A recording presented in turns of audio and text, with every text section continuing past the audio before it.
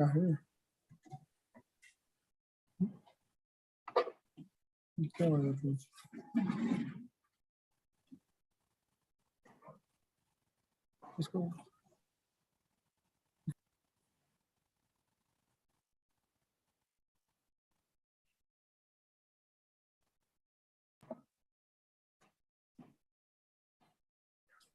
shall we start, sir?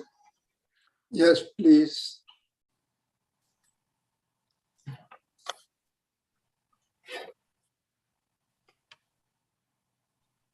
So, welcome back to this Azadi Ka Amrit Mahotsav lecture series of ICAR. Thank you. And as you know, it's a very important lecture series. A lecture series for a very important cause, and that cause is to celebrate the India's glorious 75 years of independence.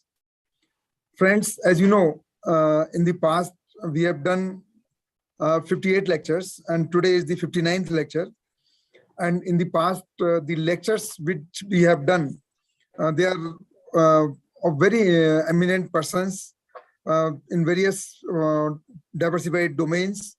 It's not only the agricultural research in which we are focusing, but the policies, the issues, challenges, strategies, and also the motivational lectures and the lectures connected with health, COVID, yoga, many topics we have covered. And that too for the benefit of not only our ICAR scientists, but our large number of our vice chancellors. They joined this platform. The senior faculty from the universities, they joined this platform.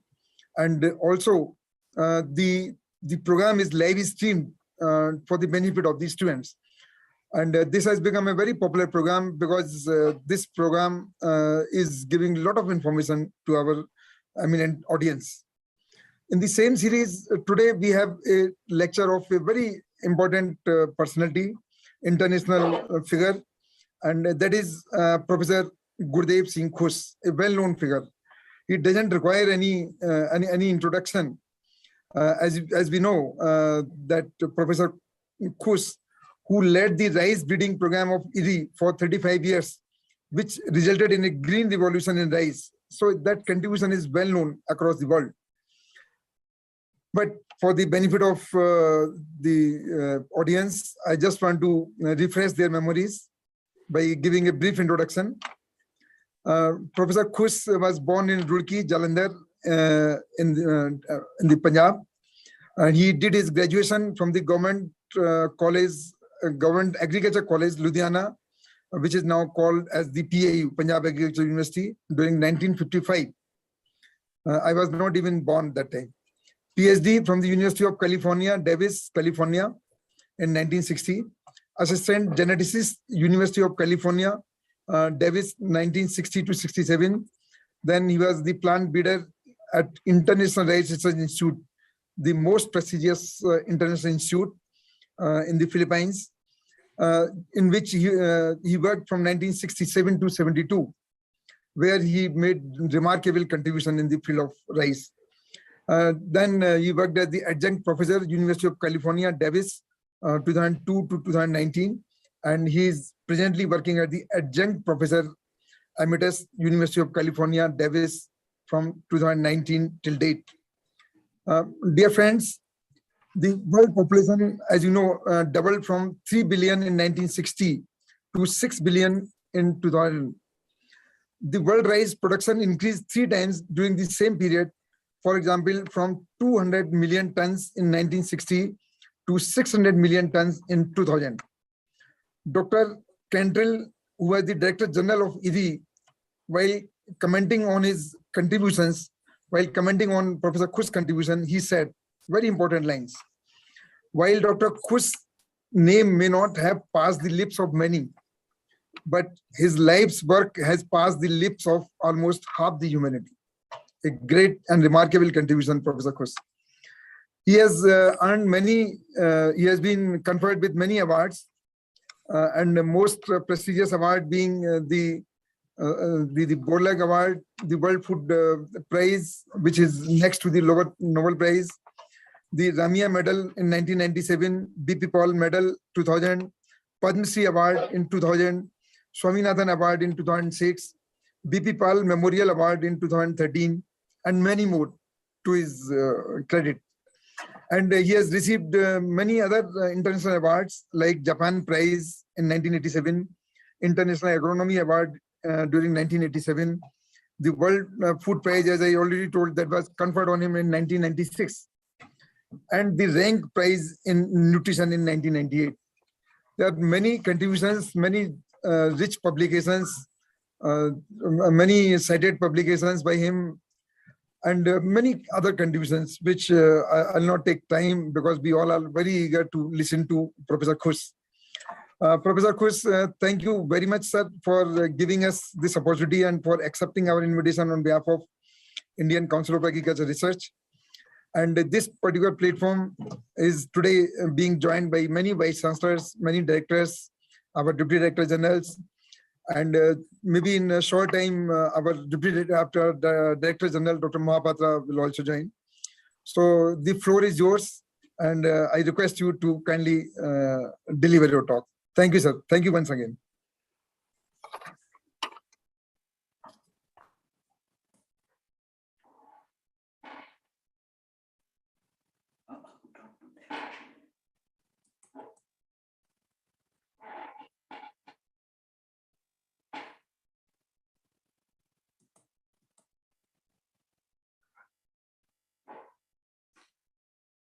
Thank you very much, Dr. Agrawal, for your kind introduction.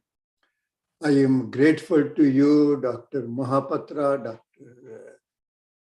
Tilak Sharma, for inviting me for delivering this very important lecture, for which I was looking forward to, because we are celebrating the 75 years of our independence. We have made remarkable achievements during those 75 years, and the Green Revolution is one of them. Green Revolution will be written in the history of the world, history of India, in golden letters, because it led to the lot of not only food security, but in general development. Several of the previous speakers, particularly Dr. Prada, talked about various achievements of the Green Revolution. And in addition to the production of major advances in producing food grains, which increased from 50 million tons to 308 million tons at present, there are equally important developments in the other food items, foods and vegetables, for example. Vegetable fruits increased from 95 million metric tons to 320 million tons. And India is one of the second largest vegetable growers in the world. Milk increased from 17 million tons to 198 million tons, and India became the largest milk producer. Fish production increased from 0.75 million metric tons to 13 million metric tons. And country's population increased fourfold between 1950 to 2019-20, but the food production increased sixfold during the same period, and we are celebrating these achievements. Similarly, there has been a lot of development, overall development in the country, which led to the human development, improvements in our living standards, and our general welfare of the population. For example, in addition to the availability of abundant food, which we have 70 million tons in our buffer stock, we are exporting 20 million tons of rice for the benefit of the rice consumers all over the world. Improved life expectancy, which increased from 30 2 years average age in 1950s to 68 years in 2019-20. The poverty reduction, there used to be so much poverty before Green Revolution, for example, 70% during the 1970s, people were poor, 20% now in 2019. Child mortality, there used to be 210 deaths per 1,000 in 1970 to 32 per 1,000 in 2020. The literacy has increased from 11% at the time of independence to 73%. These are remarkable achievements which we should celebrate during this year. I would like to put the Green Revolution in context of many other breakthroughs which have occurred during the 20th century. For example, I listed 4 of these. These were listed or identified by Dr. Ralph Ciceron, who is a president of the US National Academy of Sciences. In his annual lecture to the Academy in 2013, he listed these 4 major breakthroughs: breaking the DNA code, which led to remarkable achievements in molecular biology, biotechnology, and human health, creation of all kinds of pharmaceuticals. This was a major achievement. The man on the moon, that was another major achievement which led to a lot of benefits for humankind. The communication breakthroughs, for example, then the elimination of smallpox and polio from the planet. These viruses used to be curse for the humanity. A lot of people used to die. Many became maimed, and these were known since the historical times that these viruses were creating all kinds of difficulties. So elimination of these two viruses from the human population is really a major achievement. Finally, Dr. Ciceron listed the 4th one, which is the Green Revolution. Green Revolution, of course, not only led to food security, and it led to general development, living of standards, and tremendous benefits for the humanity. Before the Green Revolution, there used to be a lot of famines. For example, in 19th century, there were 4 famines in India. In 20th century, we had famine in Bengal. There were similar famines in China when 6 million people died. There were famine in Bangladesh, Ethiopia. Now, we do not have any of those curses of famines because of the Green Revolution.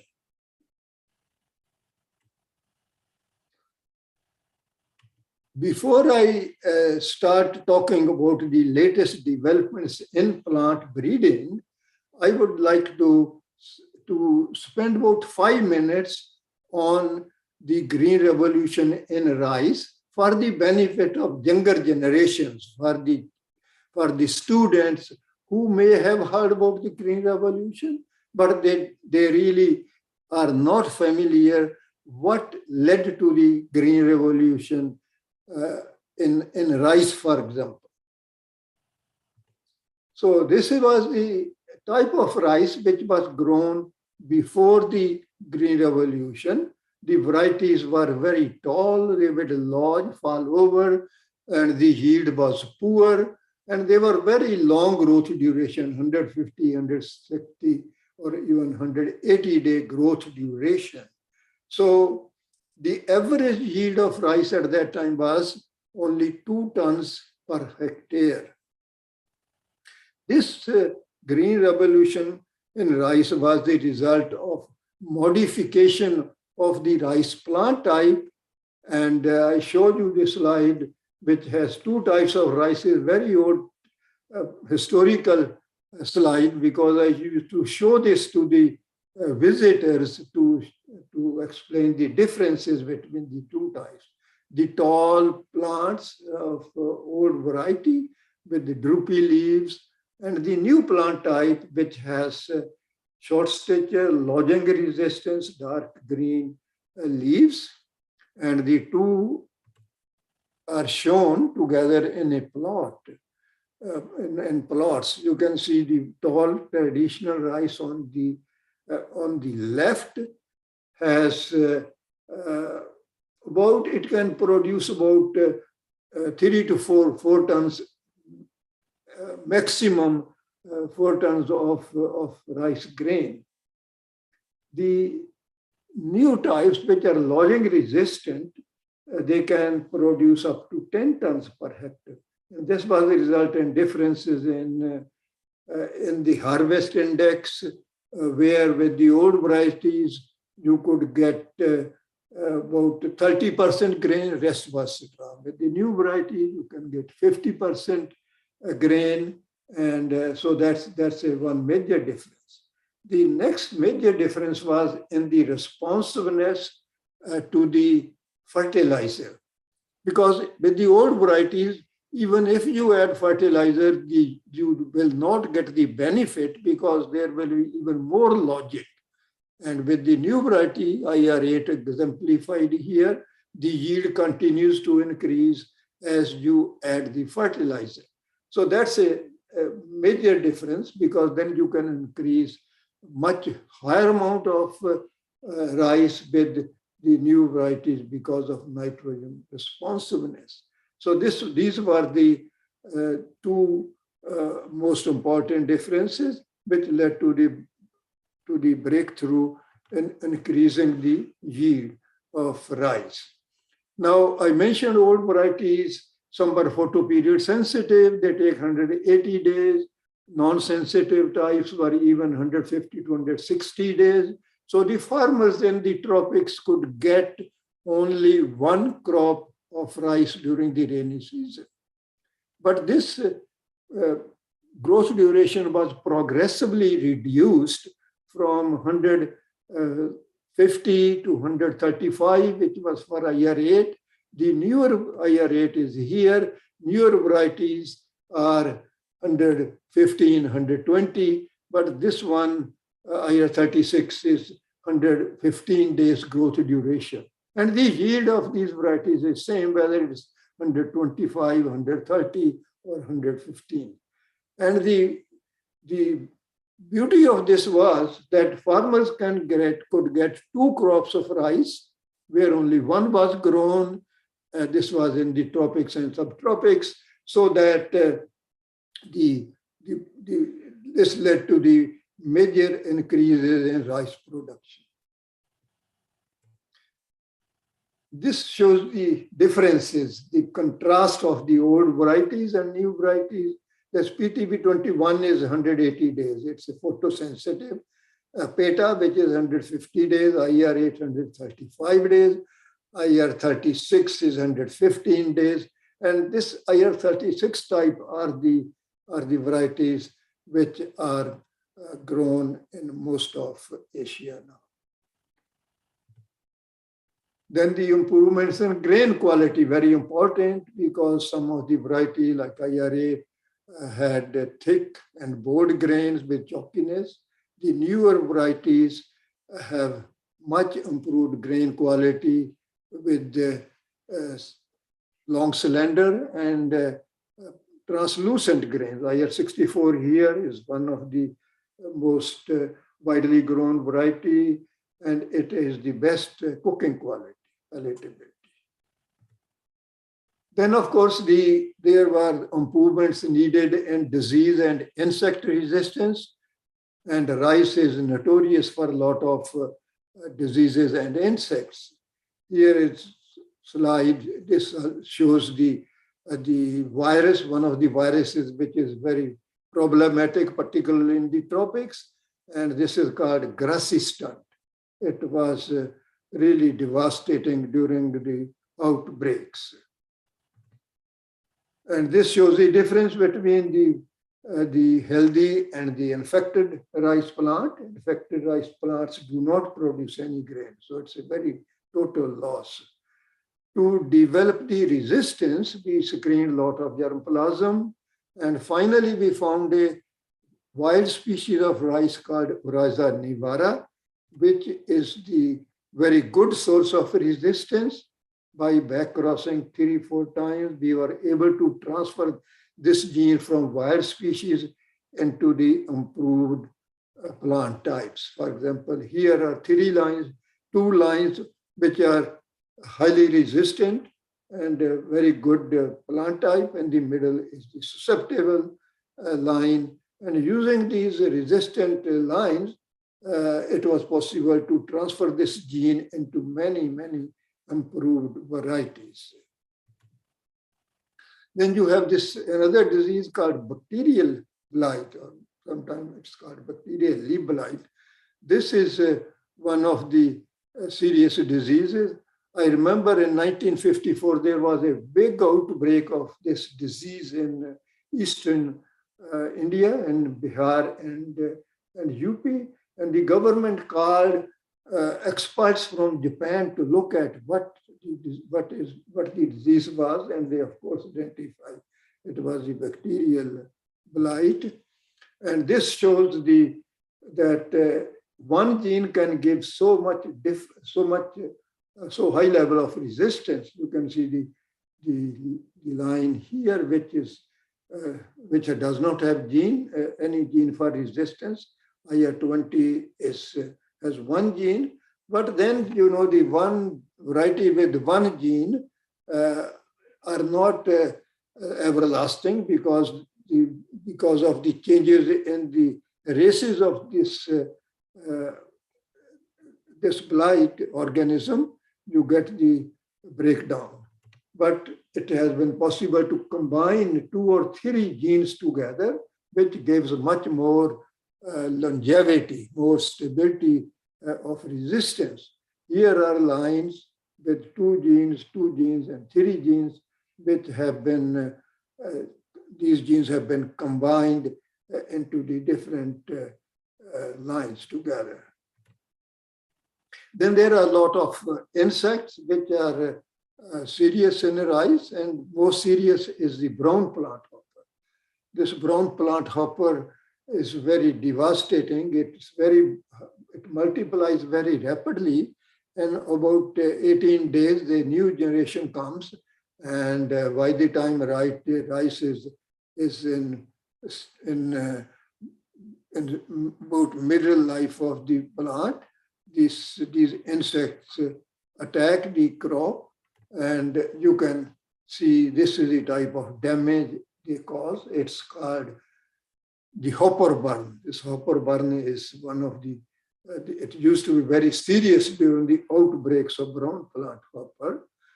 Similarly, the donors for this insect resistance were identified. These were used in breeding, and many varieties have been developed with the resistance to this insect, and which have stabilized the rice production. So this is the result of this multiple resistance, where you can see the 2 varieties, IR36 and IR42, which have multiple resistance. Then there are varieties like Peta, Digiogen, which are susceptible, and the value of resistance is obvious. And most of the varieties, Green Revolution varieties, were developed with multiple resistance. So this was the impact of these high-yielding varieties with the resistance, and this was such an important technology that the acceptance of the new varieties was so rapid. Within about 20-25 years, the whole rice area in Asia was planted to improved varieties. So it led to major increases. For example, rice production increased from 200 million tons in 1960 to 600 million tons in year 2000. And in this, and the important impact of this was the reduction in the prices of rice. The price of rice went down 50%, and this was very helpful in the poor segment of the society who spent 50 to 60% of their income on food grains. This is this rice production. In this slide, you can see the area under rice in India has remained same, no increase. 42 to 45 million hectares every year from the beginning.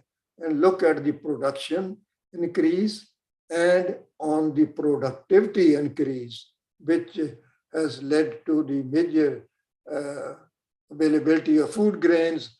And it's because of these increases that India has been able to export 15 to 20 million tons of rice in the world.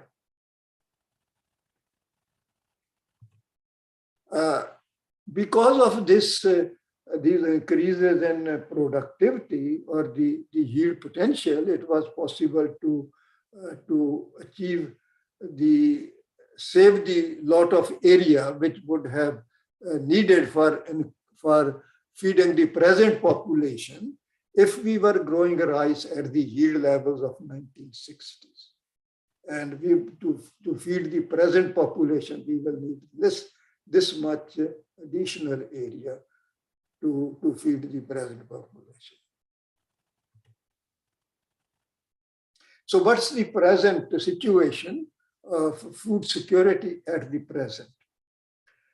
We have still 200 million Indians which are food insecure due to lack of purchasing power, although we have enough food, but because of the lack of purchasing power, poverty, unemployment, we still have 200 million Indians which are food insecure.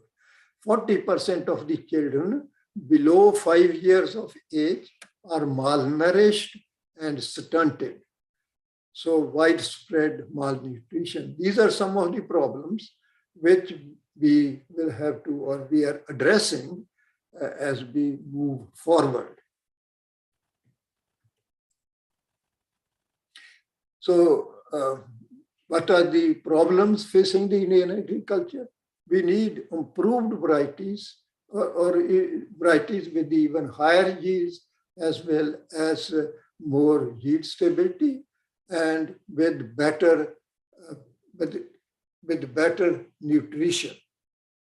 Then we have, of course, problems of with our soils, which are not as productive as they should be, stressed water resources, poor crop diversity. So I will spend major time on the breeding approaches and then spend some time on soils and water problems. So the research approaches are to develop the more resilient crop varieties using breakthroughs in genetics and molecular biology, develop biofortified crop varieties which have better nutrition, improve the soil health, improve water management, and improve crop diversity. Discovery of new genes for crop improvement is one of the new achievements, so that we can use these new genes for crop improvement. For example, there are a lot of new genes, but I will list these 4 ones which are quite interesting.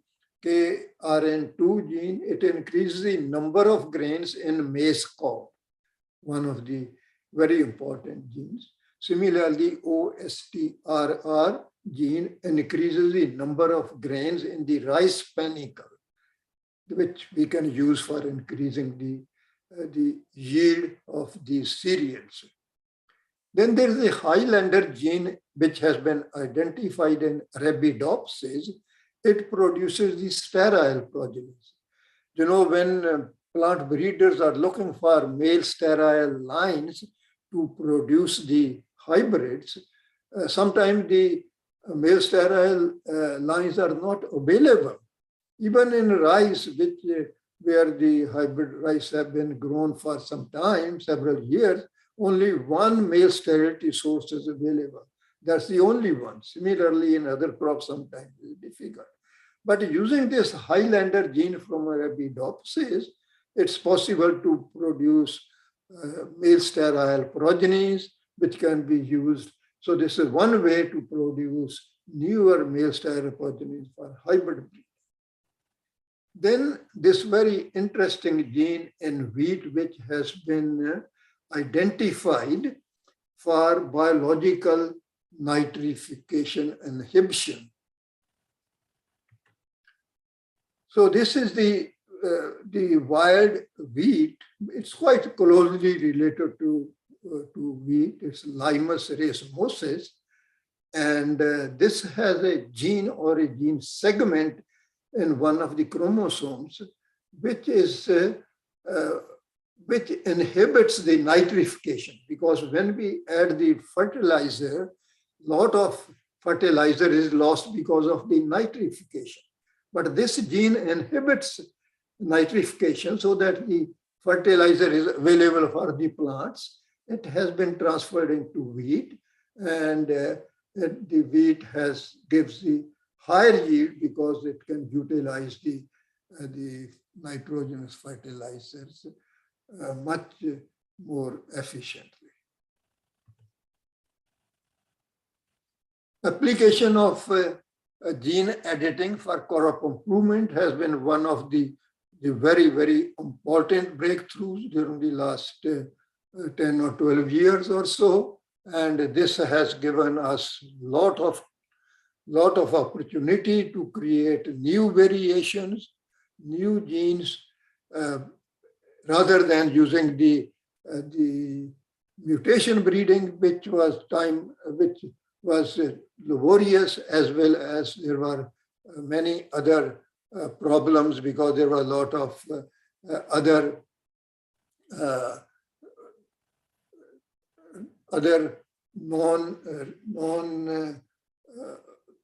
some of the deleterious effects were produced by the mutations. But with this gene editing application, it's now possible to produce new genes, new variations. This is our government has also given or passed the order that SDN1, SDN types of gene editing do not require the regulatory processes stipulated for the GM crops. So this is a very welcome decision, and our scientists will make use of this discovery. Some gene-edited crops are already in existence for the mildew resistance wheat, which has been produced from through gene editing. The gene-edited barley, for example, where the viviparous has been eliminated, and then the gene-edited potato.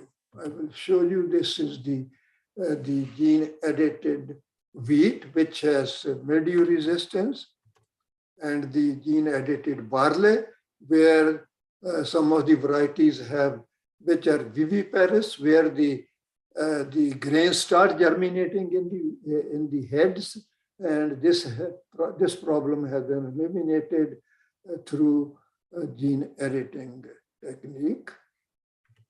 A potato, gene-edited potato, at Texas A&M University in USA, they have produced this potato, As you know, potato starch is used in a lot of manufacturing, lot of products. Paper, for example, in paper production, the starch is used. And potato starch has two kinds of starches. It has amylose and amylopectin. Amylopectin is the more branch type of starch, which is used in these synthetic and for producing the industrial materials. And the potatoes with this amylopectin are more important, more useful, and they were preferred as compared to the normal potato starch. So through this gene editing, potatoes have been produced which have only amylopectin, not the amylose. Then, of course, genetic engineering has been used for producing a lot of new varieties, new genetic innovations.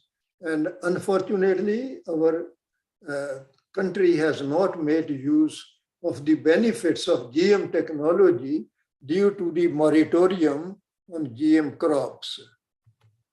Only GM crop we grow is cotton, and you can see the cotton which has the Bt gene, and the cotton which does not have, and you can see the difference. And this has led to major increases in cotton production in the country, doubling of the production, and a reduction in the insecticide use. It has benefited the country greatly. Unfortunately, we have not made use of other technologies of genetic engineering. Sorry, this is the conventional boll of cotton, which has this pink bollworm, which is very serious insect, does a lot of damage. This is the Bt cotton. But in other countries, this technology of genetic engineering for producing the highly resistant crops to the insects has been utilized. This corn, for example, this is the Bt corn. These are the corn cobs which have been attacked by the European corn borer. And this type of now the Bt corn is grown in many countries. In the United States and Canada, almost 90 to 100% of the corn which is grown is Bt corn and has the gene from Bacillus thuringiensis, which gives this high level of resistance. Similarly, there are the Bt brinjal. You remember, probably many of you may remember, about 15 years ago, there were a lot of controversy whether India should introduce the Bt brinjal, which does not suffer any damage from the insects, but the government decided not to introduce it.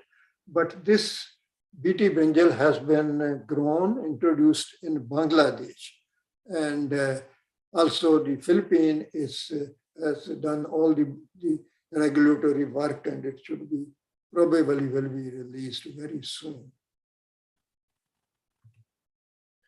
Then we have other GM crops like canola, which is very widely grown in the US, Australia, Brazil, and those Argentina, many countries.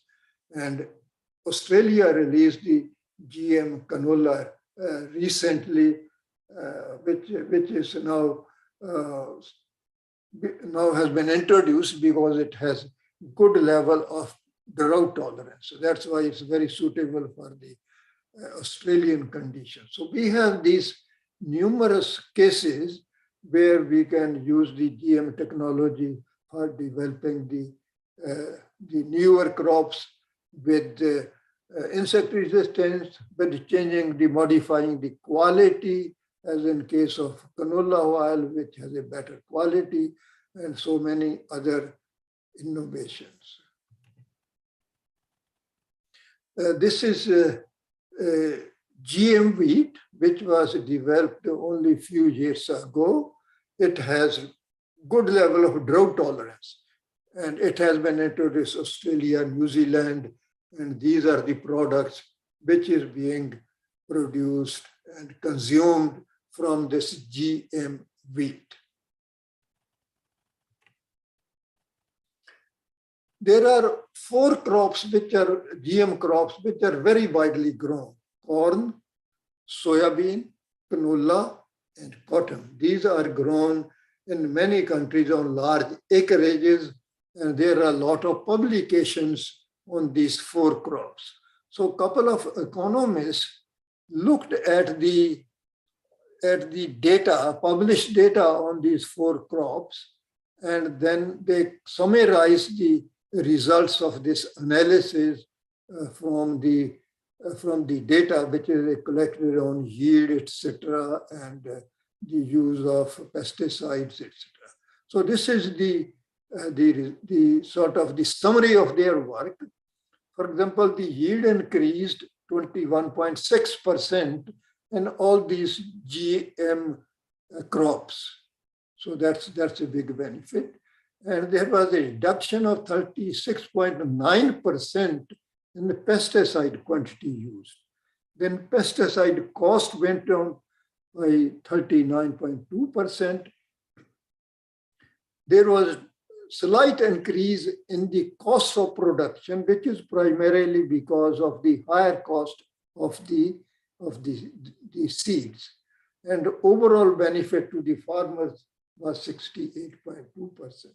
So there is no doubt that these GM crops have benefited the agriculture greatly. And of course, you know that more than 30 countries are now growing GM crops of various kinds. I will now like to discuss with you some of the very important projects in breeding or crop improvement. And these are called Man on the Moon projects.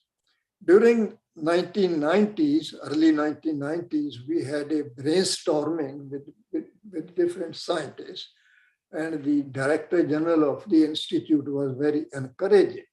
We identified 3 projects which should benefit the productivity and in many ways by increasing the productivity as well as in general management. So one was the improving the efficiency of photosynthesis. Second is nitrogen fixing cereals. Third was the apomactic hybrids. So these were the projects were identified.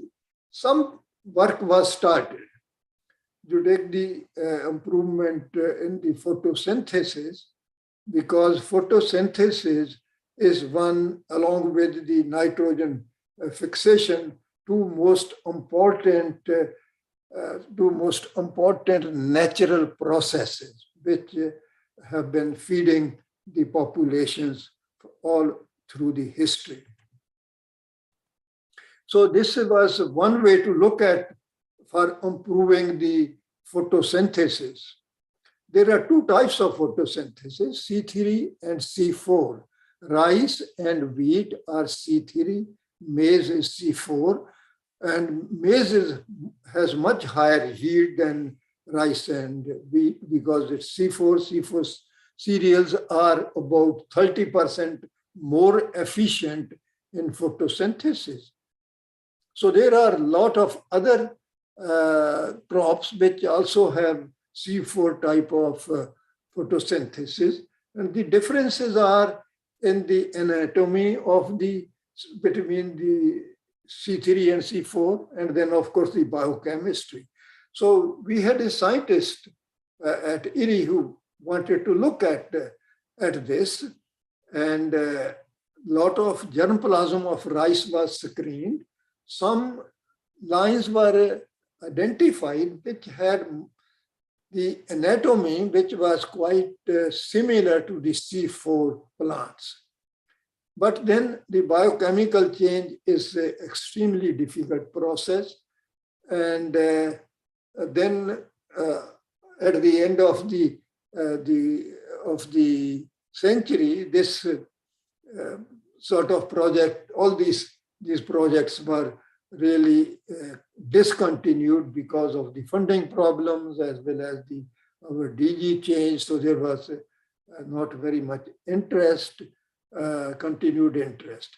But then this project has been now being investigated in the United States. They are not looking at changing the cereals from C3 to C4, but looking into the rubisco. Rubisco is the most important enzyme in photosynthesis. So there are a couple of labs, they are looking into modifying the rubisco to make it more efficient so that the photosynthesis can be improved. And at Cornell University, there is a group, they are looking into the gene sequences which are necessary for the production of rubisco. And they are they have a computational approach by looking into the genes which are responsible for rubisco. So that's one ongoing project. Then at University of California, Davis, there is a group, they are looking into the different types of rubisco from the evolutionary history and see the differences. And these differences then can be exploited for improving the rubisco enzyme further.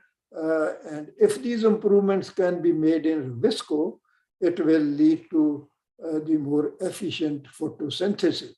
So you can see that this is a very long-term project, like that's why it's called Man on the Moon project, because it will be a long project, but the benefits will be really great.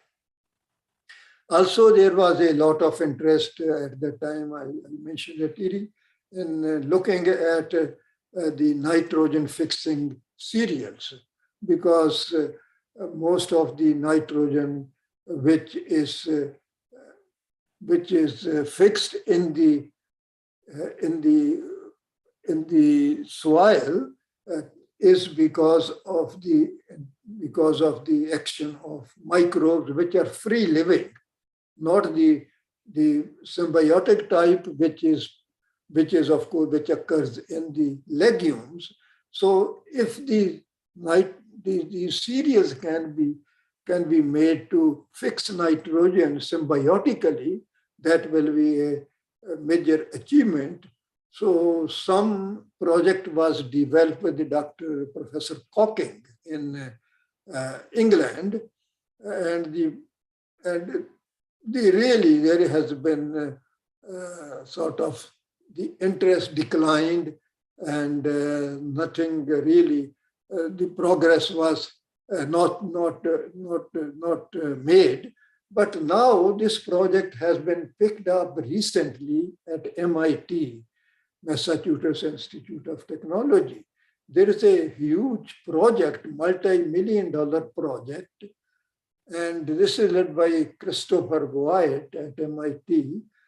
And the focus of this project is on cutting down the gases, the greenhouse gases. And one component of there are a lot of many kinds of greenhouse gases, and then these fertilizer which is used in crop production, because of the nitrification, quite a bit of that fertilizer is lost because of the the nitrification, and the product is KNO3, or which is a very serious greenhouse gas. So the fertilizer application produces these greenhouse gases. The idea which this project is following is to develop the cereals which are nitrogen fixing, so that there will be no need for adding the fertilizer, and so that will cut down the greenhouse gases. So very unique project, and so there's a lot of interest in this this nitrogen fixing cereals. The third project which was discussed about was apomictic rice. As you know, a lot of hybrids are grown, in many crops, and hybrids are not true breeding, because when you plant the seeds of the hybrids, that yield advantage breaks down. And so the farmers have to buy these seeds every generation for growing the hybrids. And that's, of course, is costly. So the idea was that we can develop the apomictic rice, then there will be no need for the farmers to buy the seed every time. So some work was started at IRI, but again, the progress was limited, although we screened a lot of materials to see if there was any possibility of existence of apomixis in the rice germplasm.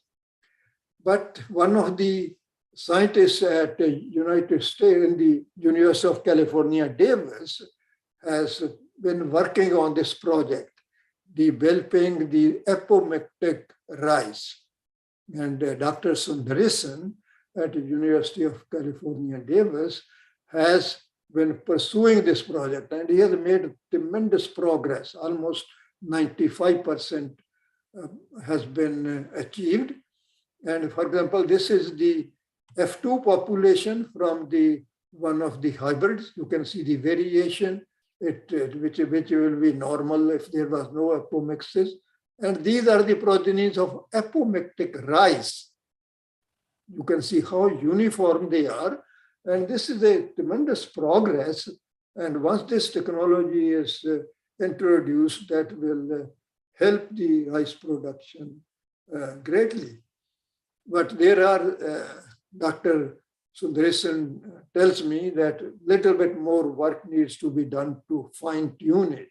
So this is one of those 3 projects on the moon. Then I think we should look into the malnutrition due to the micronutrient deficiencies. As I mentioned earlier, there is a widespread malnutrition, and this is due to the deficiency of micronutrients in our food crops. The most important micronutrients are iron, zinc, and vitamin A. So the project was started by CGIAR called Harvest Plus to develop the crop varieties which have elevated levels of iron, zinc, and vitamin A, so that we can have improved the nutritional quality of these crops. There is a considerable variation for iron and zinc in the germplasm of various crops. Through conventional breeding, a lot of varieties have been developed with elevated higher amounts of iron and zinc. But before I discuss that, I just want to show this slide, the consequences of malnutrition, which is higher mortality, lower cognitive ability, lower work productivity, and stunted growth of children. So you can see this is the result of malnutrition. So improving the nutrition status of the children and adults is a highly effective way to increase economic productivity in agriculture and other sectors. And so this is the Harvest Plus program of CGIAR. And through this project, 393 biofortified varieties of 12 crops have been produced and introduced in 49 countries. So this has been almost a 30-year project, and a lot of progress has been made. You can see this, these beans, cowpea, lentil, pearl millet, they have higher amounts of iron, elevated amounts of iron. And then you have maize, rice, sorghum, wheat, which have higher levels of zinc. Vitamin A has been increased in bananas, cassava, maize, and sweet potato. These are the some of the achievements, and I understand that 15 biofortified varieties have also been released in India. In Africa, for example, the jams or the sweet potatoes are the most important diet, and almost most of the Africans eat these sweet potatoes, and this is the type of sweet potato they have, and they don't have any pigments. But then there are these orange sweet potatoes which have very high levels of vitamin A, and these have been popularized, distributed in most of the African countries to tackle this vitamin A deficiency. So this is, of course, a conventional approach, and there has been genetic engineering approach to introduce vitamin A into rice. None of the rice varieties have vitamin A, so a lot of poor rice consumers suffer from vitamin A deficiency, which is a serious problem leading to blindness and poor health, etc. So this project to develop vitamin A rice was started by Erie and Rockefeller Foundation in early 1990s.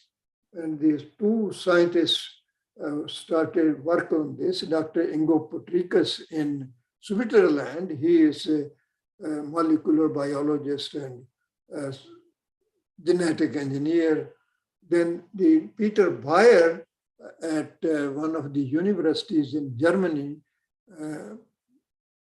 found that you need two different enzymes, two different genes to produce the beta carotene, which is the precursor of vitamin A. And so through the collaboration of these two scientists, it was possible to develop the so-called golden rice because of this color, yellow color. And the proof of this concept came about 1999. It took another 6-7 years to put these genes into improved high-yielding varieties because the variety which was modified was very poor in yield and other aspects.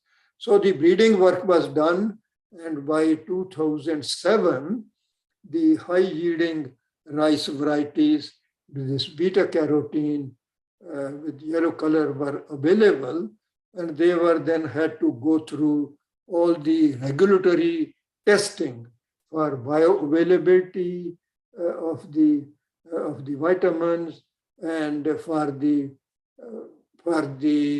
biosafety of the environment, for safety of the consumers, and testing for the yield, etc. So by about 2012, the materials were ready. The regulatory work has been finished, but there was a lot of opposition from the activist groups who do not favor the introduction of GM crops.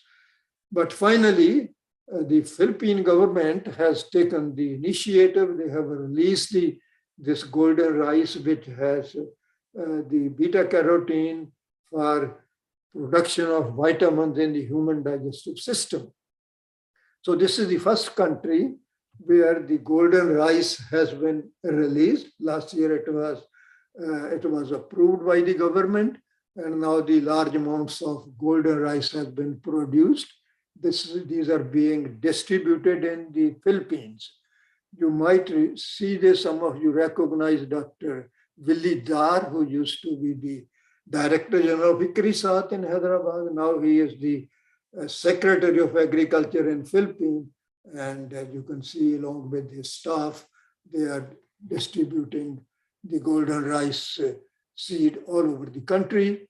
The Bangladesh is almost ready, and they are finishing the regulatory work. In Bangladesh will be the second country to release this golden rice. So that's some of the issues, ideas I wanted to discuss about plant breeding. And now I go to other 2 or 3 issues. One is the status of organic matter in soils of India. Soils of India could be we have good soils, most of them, many of them, but they could be more productive if there was additional or high level of organic matter in our soils. They will be even much more productive. So in the 20 centimeter surface layer of our soils, the organic matter is about 0.5%. Many of the soil scientists like Dr. Ratan Lal, they tell us that 2 to 2.5% of the organic matter in the soils will be much more beneficial. So there is a need to improve our soils for increasing the organic matter. The soils of India then needs to be improved, and recarbonization of soils is a long-term strategy. And one of the approach for doing that is the restorative agriculture. This is one of the very important approaches to improve the organic matter. Most of the organic matter in our soils comes from the plant roots. Traditionally in India, we have been using the above ground parts after harvesting the grains. We use the straw or stover for animal feed or fuel. So we harvest, remove all the above ground biomass. Most of the biomass which is utilized by the microbes for producing the nitrogen are the roots as shown here. These roots are the most important. They are even more important than above-ground plant parts because they provide the opportunity for the microbes to fix the nitrogen, to produce the nitrogen, which is important, which is the basis for agriculture, for producing all the food. So these microbes are our biggest friends. And one spoonful of soil, there may be millions of these microbes, which are bacteria, fungi, protozoa, different kinds of microbes, utilize these roots and produce the nitrogen. So they are the microbes, really they feed the human population because they produce nitrogen. Without nitrogen, we cannot grow the crops. So we should do everything to provide the opportunity for the microbes to do even better job. So we should return the maximum amount of biomass to the soil using minimal tillage. I know ICAR or IARI has developed a microbial spray which can be used for degrading the biomass, and we should practice good crop rotations. Rather than burning the straw, rice straw, we should put it back into the soil and provide the opportunity for the microbes to work on it.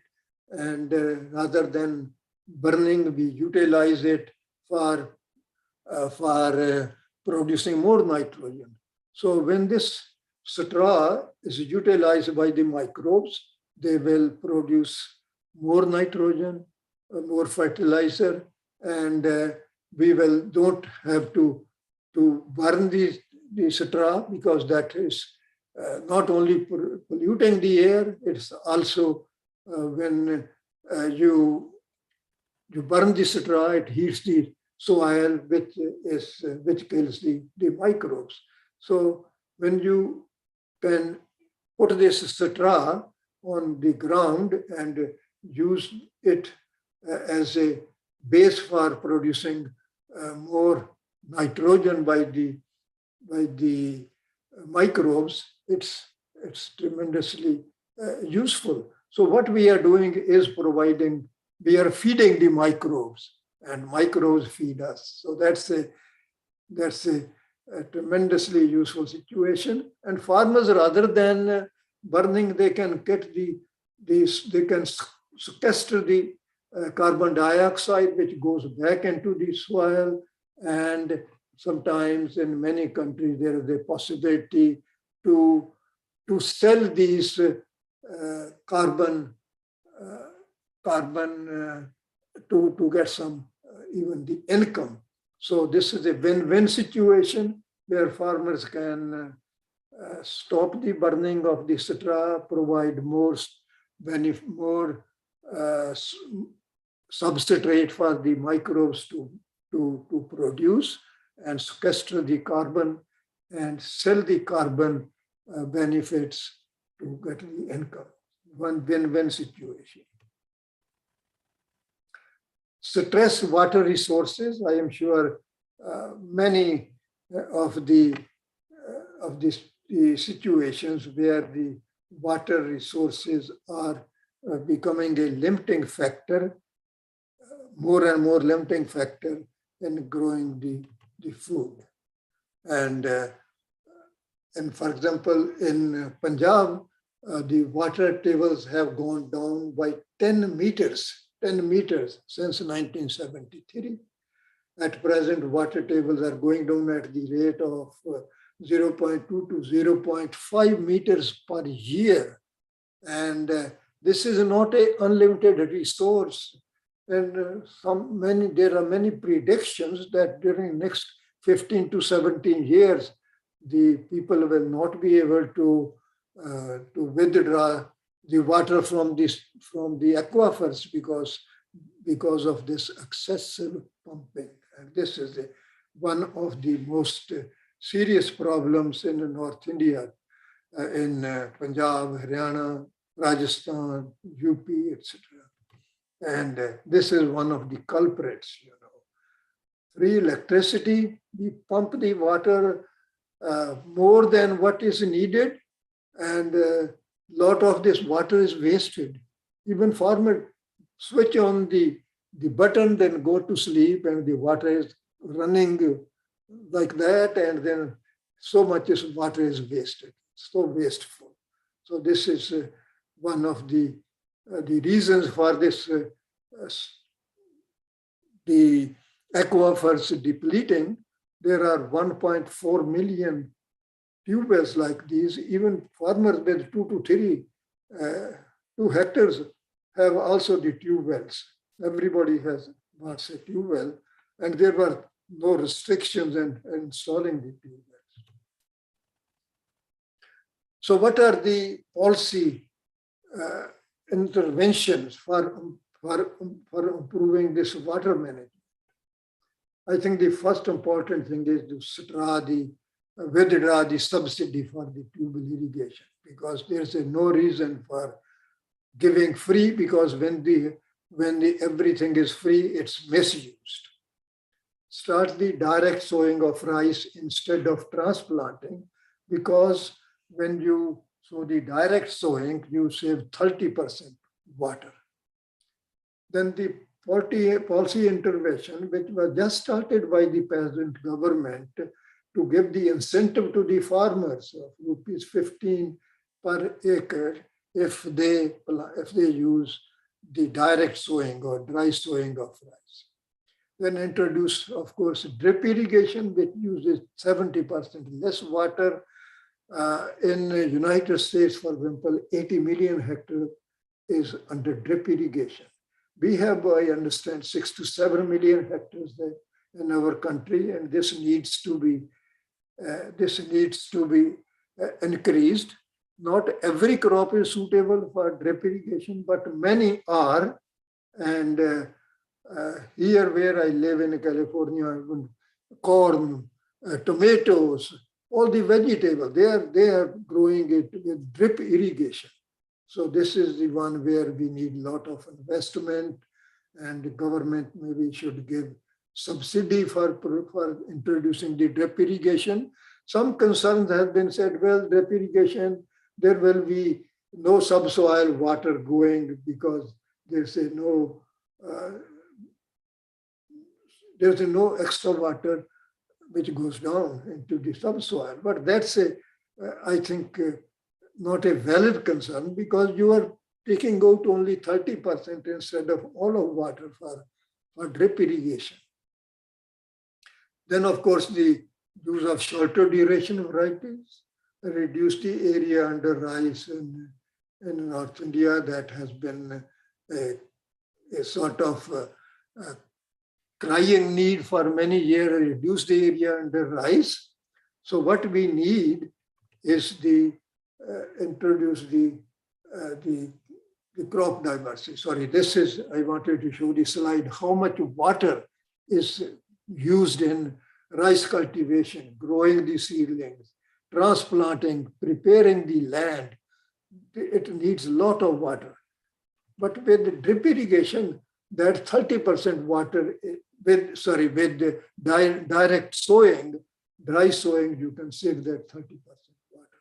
And this is a very good intervention by the government to give them subsidy so that the farmers can switch over from traditional rice, which is grown with puddling and a lot of water wastage.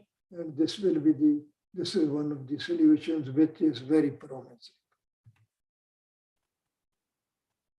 So we need to introduce the crop diversity, which is very important for reducing the area under rice as well. Rather than growing rice wheat every year, we have to introduce the new crops which should reduce the area under the monoculture of cereals and promote the cultivation of oilseed crops and pulses. Even our finance minister said that we have to put more emphasis on producing oilseed, because we spend almost $2 billion on importing edible oils from other countries. And one way to do is to increase the area under oilseed crops. This is an excellent example where the rapeseed, sometimes called mustard, can be grown in the same season as wheat. It is much more beneficial for the soil, because instead of growing cereal after cereal after cereal, if we can introduce the diversities, it's good. And this is a good oilseed crop. Now, most of the oil seeds, mustard is grown in the dry areas. So the average yield of mustard is about 1 ton, 1.1 ton in India. That's the average yield. But by planting these mustard in the irrigated, better managed areas of Punjab and Haryana, we can get up to 4 tons per hectare. Dr. Deepak Pental's hybrids can go up to 4 tons with the 30% yield advantage. And these are the type of materials which is a good substitute for reducing some of the area underweight. During rice season, there's a very good crop for as a substitute, which is soybean. You can grow instead of rice, soybean can be grown. The soybean area in India is almost 12 million hectares, but the average yield is only about 1 ton. You see the average yield of soybean in India is 1.1 ton. It's 3.5 in Brazil, 3.75 in USA. I have seen in Iowa, which is where a lot of soybeans are grown, sometimes 5, 6, 7 tons per hectare. So it's a very good oil seed crop, very high, almost 40% is oil in the soybean. So this is a very good crop. And we should try to introduce it during the rice growing season by shifting the area to soybeans. And this can help us, all these two, the mustard and soybeans, they can help us to produce more edible oils, as mentioned by our finance minister. Pulses. India is the largest producer as well as largest consumer of pulses. We spent $1.5 billion on importing pulses. So we should divert some of that area to pulses. This mung bean, for example, there is an opportunity to plant this short duration mung bean before even rice is transplanted. There is some opportunity, and government is giving a lot of incentives. Actually, you can grow 2 crops of mung bean in place of 1 crop of rice, which should help meet us at least some of our requirements. Well, now rather than on food security or nutrition security, the emphasis on food systems. There was Food Systems Summit last year in September, where the discussions were on the food systems. So that includes food production, food storage, food processing, food distribution, food transportation, food waste. So this is the whole gamut of food systems which need attention rather than just on food production. So this was the message from that summit: end hunger, de-risk food systems, protect equality and right, boost bioscience, protect resources, harness digital technology. This was the take-home lesson from that summit. Finally, the last slide I want to discuss with you is the amount of employment and contribution to GDP from 3 sectors. Now, agriculture has the largest amount of employment, and contribution to GDP is only 20%. Services, 28% employment, and contribution 53% to the GDP. Industry, 28% and 25% contribution. So this has to change if we have to improve our agriculture. It will be evolutionary process. As the industry is developed, more people should move from agriculture into industry, so that the people or the pressure on or the population pressure on agriculture should go down and down, maybe 20% in agriculture. That will also improve the living standards of the people in agriculture, because 80% of the farmers are very small farmers, 1 to 2 hectares, and one can hardly have a better living standard with that kind. So if we move with the industrial development, a lot of people move from agriculture to industry, that will lead to increase in the farm size and more prosperity, hopefully, for the people involved in agriculture. Thank you very much for your attention. It was my pleasure to present this very important lecture on celebration of 75 years of our independence. Thank you again for the invitation, Dr. Agrawal, Dr. Mahapatra, Dr. Mishra. Thank you, sir. Thank you very much, sir, for this excellent presentation. And I think you have not left any dimension of this important topic of India's pride in green revolution and the way forward. You started the story of this rice, the green revolution, then what are the breakthroughs, and then the soils, the food production systems, and the latest research, the government policies, and what the government should do. I think every topic, there cannot be any better information than what you provide. And people are so eager to listen to you always. I got so many mails. They were really waiting for your lectures. So really, it has been a great pleasure, sir, to listen to you. There are many questions, but more than the questions, there are many compliments to you. The audience are saying that it's a pleasure always to listen to you. So, sir, it's a great satisfaction that you agreed for delivering this lecture. And in those, if you permit, I can take some questions, sir. Sure. Yes.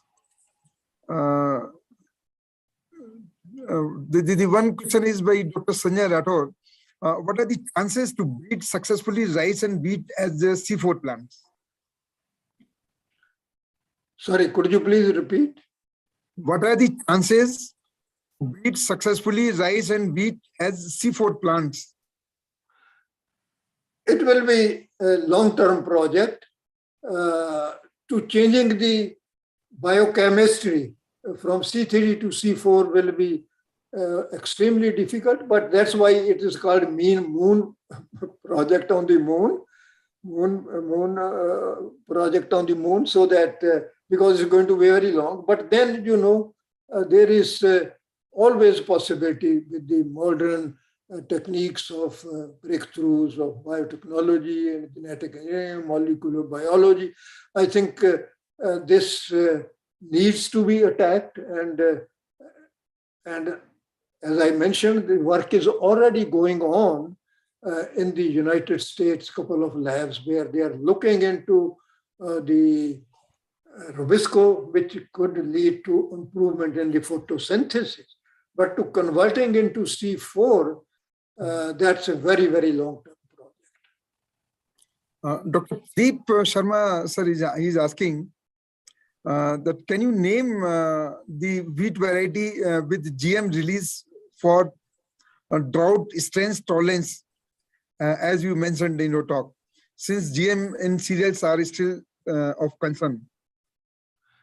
I'm sorry, I do not remember, but I can look it up. It's published data. I will look into that. I don't remember the name of the variety particularly. Right, sir. Then I think most of them, they are the compliments only to you. So thank you, sir, for this wonderful talk.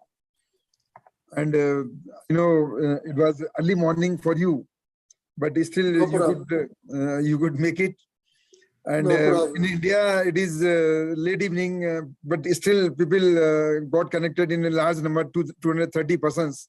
And they were connected to your lecture.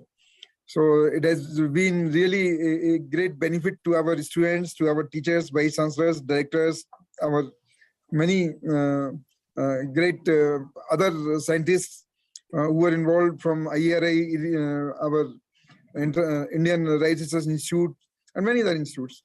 So you can just see from this chat box. So thank you, sir, once again, and thanks to our audience for connecting to this great lecture.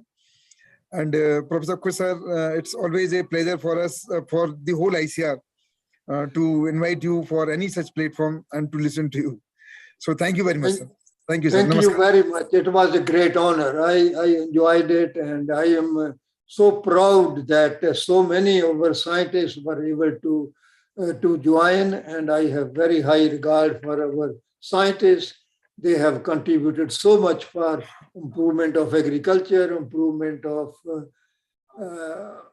food production, and all the areas of agriculture. We should be proud of our manpower and our scientists. Thank you very much. Yes, sir. And many universities, they have connected your lecture to their auditorium, so where multiple persons are sitting. So you can see, yeah. So they were so eagerly waiting for this. So thank you very much, sir. Thank you, sir. Namaskar. And thanks to all.